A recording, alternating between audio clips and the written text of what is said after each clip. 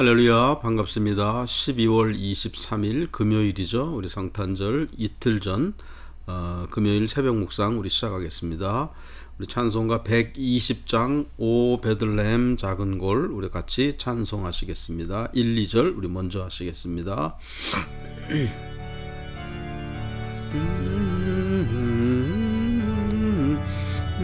오 베들레헴 오 베들레헴 작은 골 너 잠들었느냐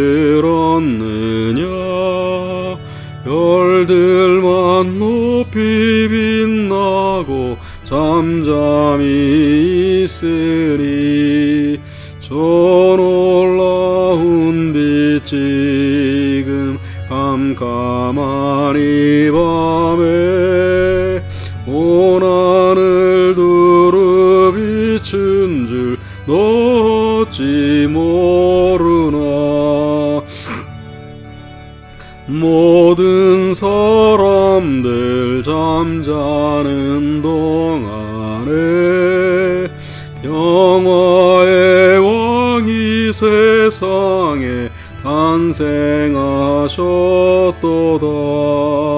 저 새벽별이 홀로 그 일을 아는 듯 밤새껏 귀한 그 일을 말없이 지켰네.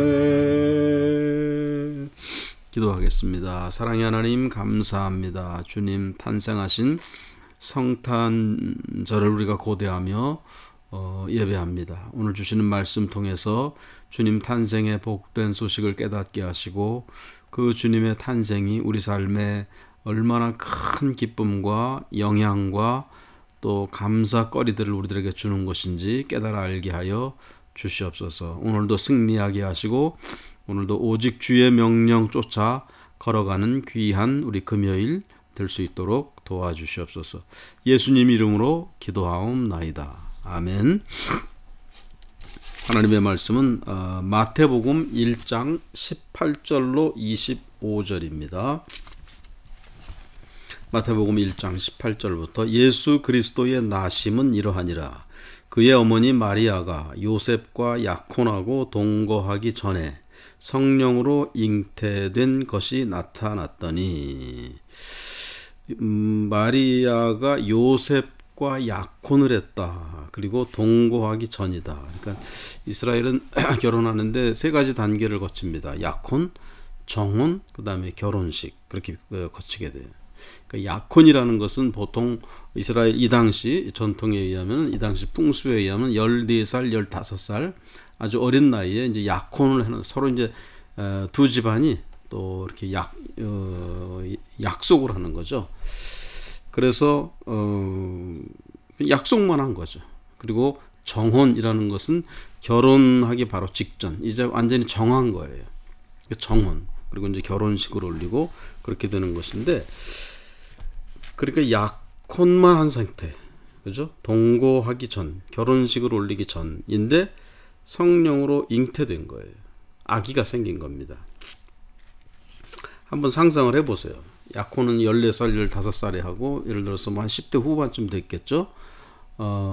서로 이렇게 뭐 데이트도 했을 것이고 오늘날로 치면은 그런데 어느 날 마리아가 갑자기 요셉에게 와서 비밀이 있다고 아무에게도 말하지 말라고 하면서 자기에게 아기가 생겼다, 임신하게 됐다 라는 말을 하는 거예요. 이게 청천벽력 같은 얘기죠. 오늘 이 마태복음은 요셉의 관점에서 천사가 요셉에게 나타나서 말씀하고 요셉 중심으로 기록하고 있는데 마리아 중심으로 기록하고 있는 복음서가 누가복음입니다. 누가복음에는 가브리엘 천사가 마리아에게 나타나서 이렇게 얘기를 해줘요. 너에게 아기가 설 것이다. 뭐 성령으로 잉태할 것이다. 쭉. 그러니까 마리아에게 가브리엘 천사가 나타나서 아기가 있을 것인데 성령으로 잉태된 것이다. 그렇게 마리아에겐 말을 했기 때문에 그래서 마리아가 성령님의 그 음성에 다 억셉트하고 자기 몸을 그렇게 하나님이 사용하시는데 이제 다 뜻대로 하기를 원한다. 그 고백을 하잖아요. 그러나 요셉은 아무것도 모르는 거예요. 아무리 성령님이 그렇게 했다고 해도 요셉이 믿을 수가 없는 거죠. 어떻게 아기가 남자와 여자 사이에 이게 자연스러운 관계로서 그렇게 되는 것인데 남자를 알지 못하는데 나하고 약혼만 한 사이인데 어떻게 임신했다고 하는가. 그 남자로서 굉장히 혼돈스러운 두렵고 어떤 배신감도 있었을 것이고 그랬을 거예요. 자, 19절 보세요. 그의 남편 요셉은 의로운 사람이라. 여기서 의롭다라는 것은 그리스도 안에서의 의, 그것이 아니라 그냥 세속적으로 올바른 사람, 양심적이고 깨끗한 그런 그런 의로운 사람이다라는 거예요. 그래서 그를 드러내지 아니하고 가만히 끊고자 하여, 그를이라는 것은 이런 모든 사실들, 마리아가 약혼만 했는데 아기를 갖게 됐다라는 그런 사실, 그것을 드러내지 아니하고, 그 드러내면은 유대법에 의해서 마리아는 돌에 맞아 죽는 거거든요. 그런 것인데 의로운 사람이었기 때문에 그 사실을 퍼블릭하게 드러내지는 않고 자기와 요셉과 마리아 사이에서만 그냥 그렇게 덮고 넘어가는 거로 그렇게 드러내지 아니하고 가마지 끊고자 했다는 것은 약혼한 것을 파혼한다는 거예요. 약혼은 파혼하고, 그러나 이것은 내가 사람들에게, 마을 사람들에게 말하지 않겠다라는 그런 겁니다. 그래서 하나님 보실 때 이것을 요셉이 의로운 사람이다, 그렇게 말씀하고 있어요. 20절, 이 일을 생각할 때에, 이 일이라는 것은 이렇게 가만히 끊고자 하는 것, 파혼하려고 하는 것, 그것을 생각하고 있을 때, 그렇게 하려고 이제 도모하고 생각을 하고 있는데, 요셉에게 주의 사자가 현몽하여 이르되, 꿈에 나타나서 말씀하시는 거예요. 하나님의 천사가 이르되, 다윗의 자손 요셉아, 내 아내 마리아 데려오기를 무서워하지 말라. 그러니까 이미 하나님이 보실 때는 요셉은 마리아의 남편인 거예요. 그래서 내 아내다 마리아가, 무서워하지 말라. 데려오기를 두려워하지 말아라. 그럼 그에게 잉태된 자는 성령으로 된 것이다. 자연적으로 남자와 여자의 결합에 의해서 생긴 그런 아이가 아니고 성령으로, 하나님이 전능하신, 요즘 동정녀 탄생을 현대 교인들은 미국 사람들 같은 경우는 개신교인들 중에서 한 70%가 안 믿는다고 합니다. 동정녀 탄생을 안 믿는다고 그래. 그러니까 교회 나오고 있는, 주일 예배 나왔는데 10명에 7명은 동정녀 탄생을 안 믿는 거예요. 예수님이 마리아에게 성령으로 태어났다는 사실을 믿지 않는, 그냥 신화처럼 전설처럼만 그렇게 생각한다는 얘기. 신앙은 없고. 그럼 어쨌든 여기서 성령으로 잉태된 자다. 그러니까 두려워하지 말아라, 그거예요. 21절, 아들을 낳으리니 이름을 예수라 하라. 이는 그가 자기 백성을 그들의 죄에서 구원할 자이심이라 아니라. 그러니까 예수라고 이름을 줘라. 예수라고 하는 그 이름의 뜻에는 그 의미, 그 이름에는 어떤 의미가 있고, 그 이름을 통하여서 이름을 지어준 분, 그런 사람의 어떤 바램, 소명, 소망, 그런 것이 담겨 있는 것이 이름이잖아요. 그래서 예수라고 이름을 짓고, 그 이름을 통해서 하시고자 하시는 이름을 지어준 분, 하나님의 사자, 하나님의 뜻이 뭐냐? 자기 백성을 그들의 죄에서 구원할 자이심이라. 예수를 통해서 하나님이 원하시고자 하시는 것은 자기 백성, 하나님 당신의 백성, 잠언 주일날 말씀드렸잖아요. 하나님이 당신의 백성을 기뻐하셔서 그 기쁨으로 인해서 인간의 몸을 입고 오셨다 그랬잖아요. 그래서 당신의 백성이야, 하나님의 백성. 그러나 죄악 중에 있는 그 백성을 죄로부터 구원하기 위해서 예수라고 이름 짓고 하나님 당신의 아들을 주셨다, 그 말씀입니다. 자, 22절, 이 모든 일이 된 것은 주께서 선지자로 하신 말씀을 이루려 하심이니라. 선지자로 이미 구약에 예언된 거예요. 23절, 보라, 처녀가 잉태하여 아들을 낳을 것이요 그의 이름은 임마누엘이라 하리라 하셨으니, 이를 번역한즉 하나님이 우리와 함께 계시다 함이라. 그래서 이사야서 7장 14절 말씀이거든요. 이사야서 7장 14절 말씀을 직접 하나님의 사자가 인용하시면서 이 말씀이 그대로 이루어지게 하는 것이 하나님의 뜻이다. 그래서 예수를 그렇게 성령으로 잉태한, 그 아이가 너의 아내 마리아 배 안에 있는 아이다. 그렇게 말씀하는 거예요. 24절 요셉이 잠에서 깨어 일어나 주의 사자의 분부대로 행하여 그의 아내를 데려왔으나 요셉이 참 순종적이었었어요. 그래서 하나님의 사자의 분부대로 그대로 그의 아내를 데려왔다는 거예요. 25절 아들을 낳기까지 동침하지 아니하더니 나음의 이름을 예수라 하니라. 그러니까 하나님의 섭리 가운데 잉태된 그 아들에게 자신의 욕망의 어떤 행위를 하려고 하지 않았던, 할 수 없었던, 그렇게 아주 의롭고 순결하고 깨끗했던 사람. 하나님의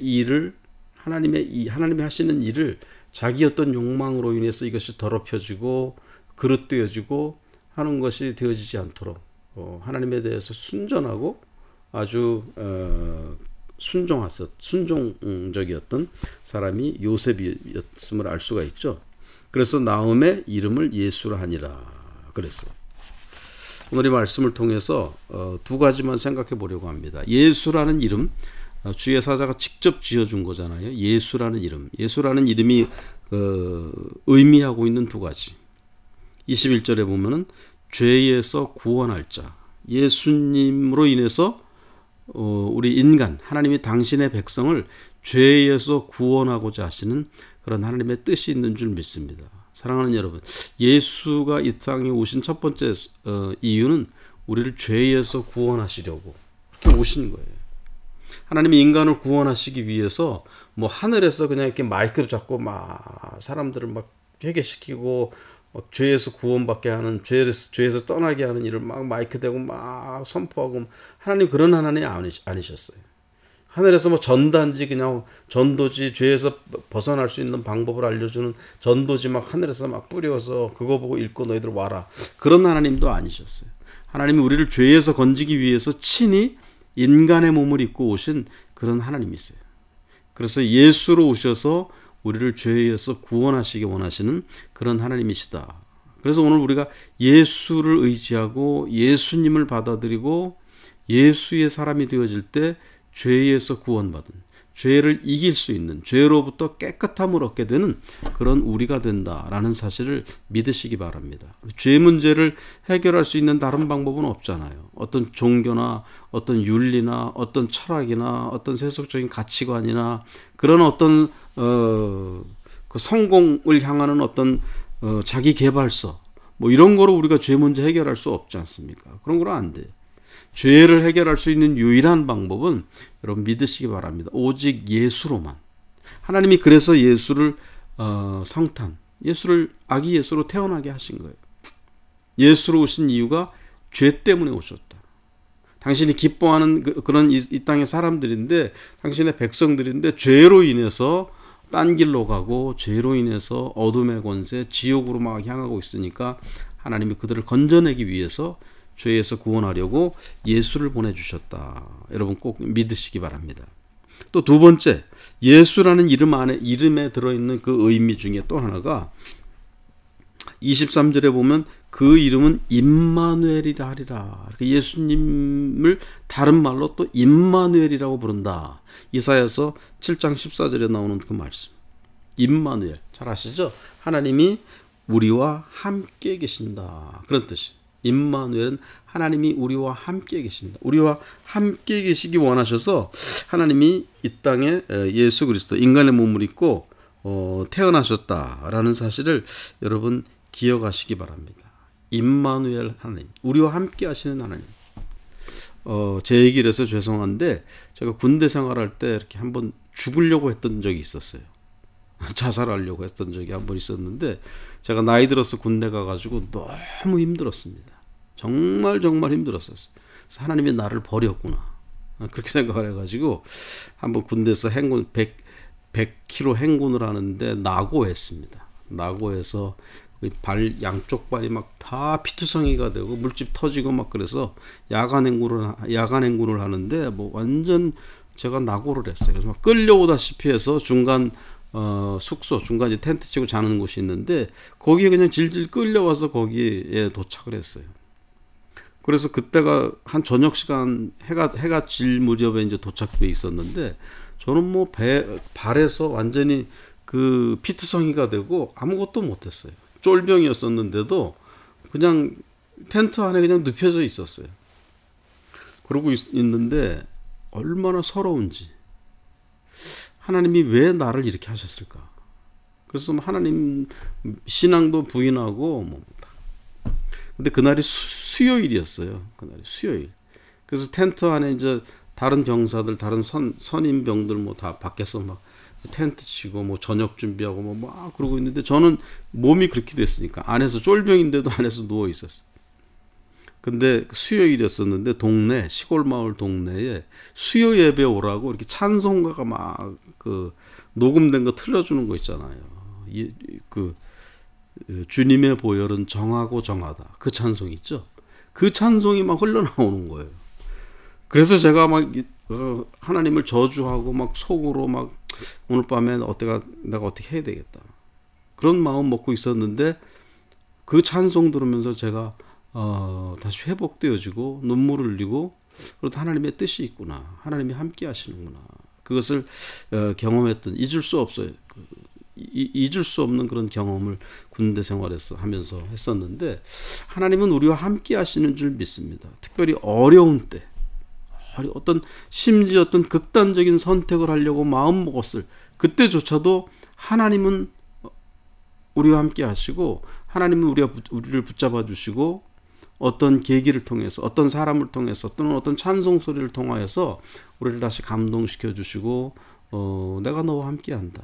그런 증거를 보여주시는 우리 하나님이신 줄 믿습니다. 인생의 어려운 순간 그럴 때 특별히 하나님이 함께 하신다. 임마누엘 하나님 이라는 사실을 꼭 잊지 마시고 오늘 성탄절 예수가 오신 이유는 두 가지. 죄에서 우리를 구원하시려고 또 임마누엘로 늘 함께 하시려고 하늘 멀리서 그냥 팔짱 끼고 계셔서 막 조정하시는 그런 주님이 아니고 직접 인간 세상 우리 옆에 계시어서 고통 가운데 함께 하시고 어려운 길 걸을 때 함께 가주시고 임마누엘 하시는 우리 주님이신 것을 믿고 감사하고 오늘도 찬송하는 승리하는 하루 될 수 있기를 축원합니다. 기도하겠습니다. 거룩하신 하나님 감사합니다. 임마누엘로 오신 주님, 우리를 죄에서 구원하시려고 친히 인간의 몸을 입으신 주님, 성탄절의 그 놀라운 의미와 하나님의 뜻을 깨닫는 귀한 새벽 시간 되게 하여 주시옵소서.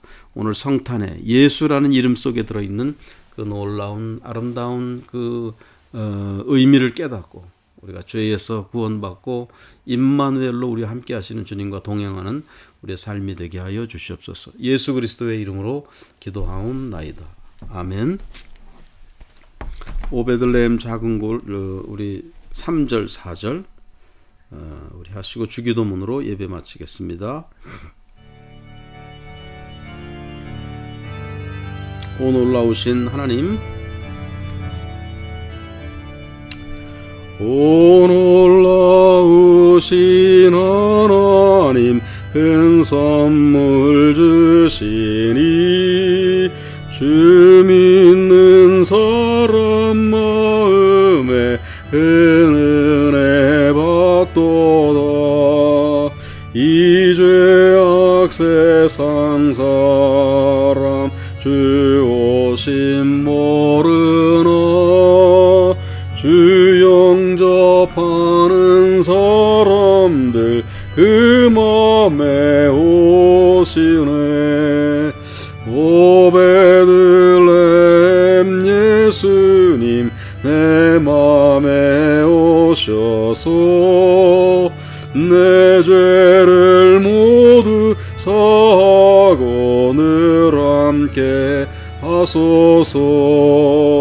저 천사들의 소식 나 기뻐 들으리. 오 임마누엘 예수님 내 맘에 오소서. 아멘. 주기도문 하시겠습니다. 하늘에 계신 우리 아버지시여, 이름이 거룩히 여김을 받으시오며 나라의 임하옵시며 뜻이 하늘에서 이루어진 것 같이 땅에서도 이루어지이다. 오늘날 우리에게 일용할 양식을 주시옵고 우리가 우리에게 죄 지은 자를 사하여 준 것 같이 우리 죄를 사하여 주시옵고 우리를 시험에 들게 하지 마시옵고 다만 악에서 구하옵소서. 대개 나라와 권세와 영광이 아버지께 영원히 싸움나이다. 아멘. 감사합니다. 주일날 교회에서 성탄 주일이죠. 주일날 교회에서 뵙겠습니다. 샬롬 샬롬.